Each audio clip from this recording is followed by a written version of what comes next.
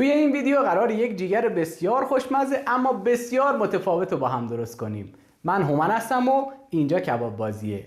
اگر تا حالا کانال ما رو سابسکرایب نکردید لطفاً سابسکرایب کنید و بریم با هم این جیگر خوشمزه رو درست کنیم.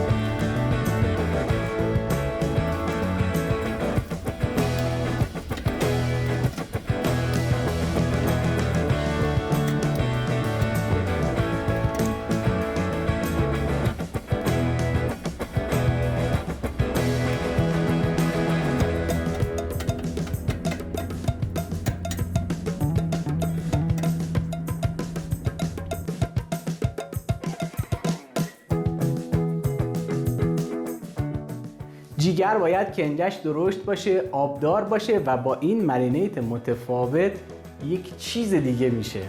حتما درستش کنید و از طعم بی‌نظیرش لذت ببرید. مثل همیشه اون رفقای شکمو رو فراموش نکنید و همین الان این ویدیو رو باهاشون به اشتراک بذارید. مطمئنم که این یک تجربه متفاوته. پس حتما نظراتتون رو برام کامنت کنید.